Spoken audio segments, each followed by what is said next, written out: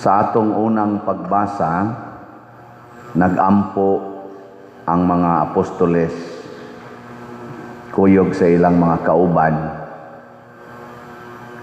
sa dihang gireport ni Pedro ug ni Juan ang nahitabo nila nga gipriso sila, gibauran sila nga di na gyud manabi, pasabot giwarningan na sila nga kon magbuhat sila sa ilang pagpanudlo, mopadayon sila, murag mahiagom sad sila sa gidangatan ni Hesus. Naagid na sa atong katilingban ang kanibang hulgaon ta sa authority nga wa kauyo nato. Nya unsa may ilang giampo, wa sila moampo nga Ginoo luwasani. Patya ni si Pilato o si Herodes. Wa sila mo ana. Unsa may ilang gisulti? Unsa to ilang gingon?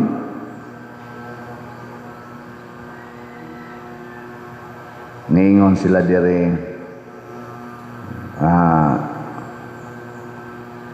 Ginoo karon Ginoo tan-awa kining mga panghulga nga ilang gibuhat ug kaming imong mga sulugoon hatagig kaisog pagsulti sa imong mensahe. Sunan gana ang ila hinong gipangayo nga di unta sila mahadlok mo padayon. Wa sila mangayo, Ginoo protektahi mi, Ginoo panalipdi mi. Wa ang ila kaisog nga mo padayon. Nilingay mong tupad na mopadayon ka nya mangutana mo na unsay padayonon ingon palit og raffle ticket. Bahala nagwa na koy sudan, bahala nagwa na koy kanon, padayon kog palit og ticket.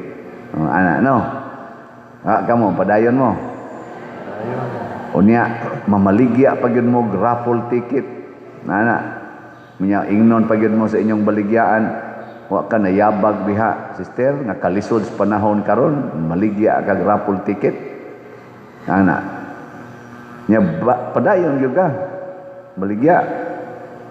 Unsa may resulta?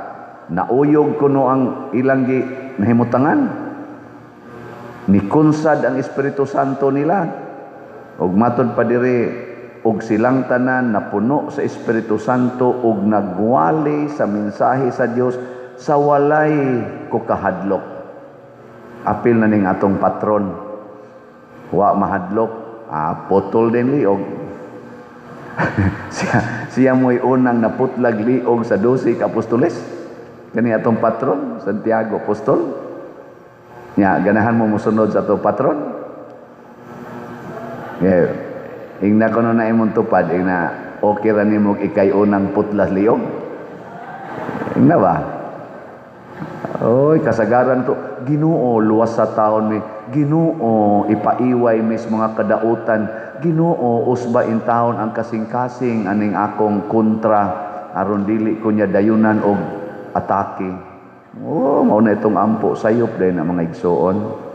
Ang ato ding iampo lig-una ko aron magtuman nako ang imong sugo, lig-una ko kay ganahan gyud kong mutuman sa imong sugo. Ana na nya di gid ay mo hikaw ang Ginoo nato.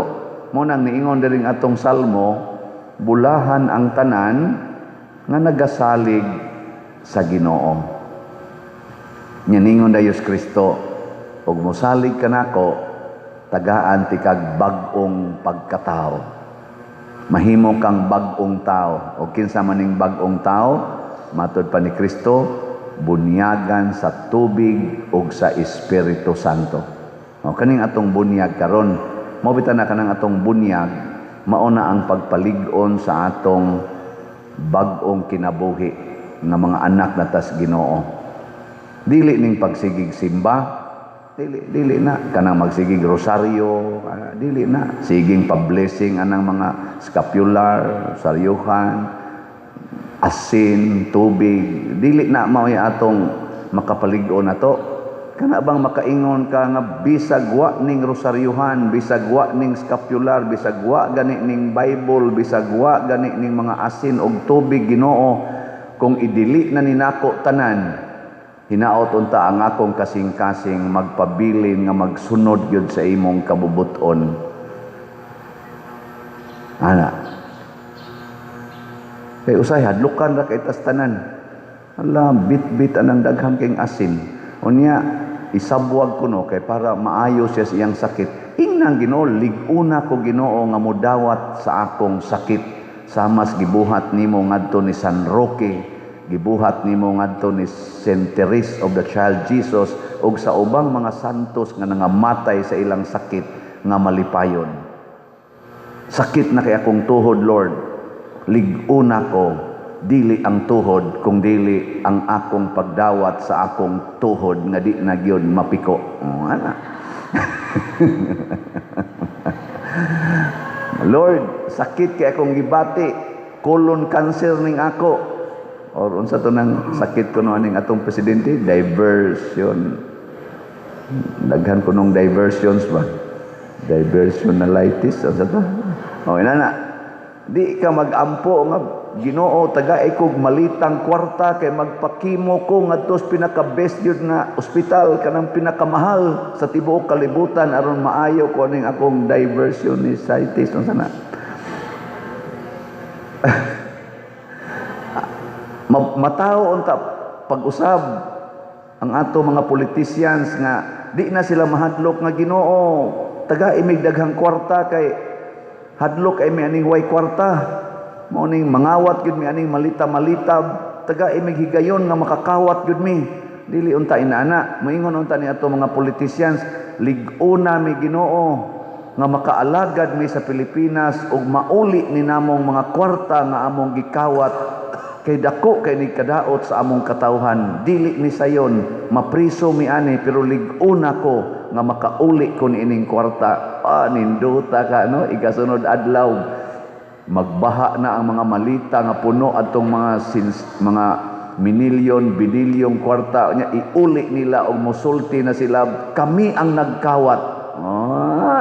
Nindota o sa inyong buhaton, pak to the max. Buksan dayon ang mga prisuhan, priso dayon silang tanan. Life sentence. Nya moingon dayon sila, daygon ang ngalan sa Ginoo. So, ninduta kas Pilipinas, no? May imagine ninyo? Sa inyong paminaw, muampo kasi lagi ngon anang pag-ampo. Kamo gani, pananglitan asawa, niya imong bana nangabit, or imong asawa nangabit, ikaw bana, unsa may imong iampo, be? Ganang nangabit siya, unsa imong iampo? Dahil kag ingong Ginoo in town, lamdagi ang hunahuna o kasing-kasing sa akong bana, usba in town Ginoo nga muundang si ani iyang pagpangabit kay galisod gyud mig maayo sa among mga anak kay gibiya-biyaan na lang miniya. Makaamgo unta siya Ginoo. Mao man gini ato. Sayop na. Ayaw na ana. Unsa may nimong iampo, Ginoo, lig-una ko nga makapadayon ko paghigugma sa akong bana nga nangabit. Maapil unta nako higugma hastang iyang kabit. Ginoo, lig-una ko. Lig-una ko kay kundi ko nimo lig-unon basig mapatay ni nakong duha. Nya maimpirno na hinuon ko. Mao tanawa di ba sunod adlaw ikakita nimo sa imong bana og sa iyang kabit, moingon dayon ka, hala Lord, mura man kog naluoy nila. Nya moingon dayon Ginoo, bago magugang nag-celebrate sa pista sa Divine Mercy. Di ba? Sana all. Nya makasmile din ka sa iyang kabit. Moingon ni kaday, diin day kagikan. Sada nagpalit ko tong sudan kay tuwa mang imong bana sa amo karon. Sa oy kana ganing ayo-ayo mo ha, enjoy, amping, ana. Ninduta ka nimo no mura kag buang sa matas mga tao. Pero nindot ka sa matas Ginoo kay natawo ka na pag-usab. Kamao na kang mohigugma og kaaway. Kamao na kang mutabang og kaaway. kamao gani kang magpakamatay para sa imong kaaway. Di ba ningos Kristo? Love your enemies. You must be perfect as your heavenly Father is perfect. Oh.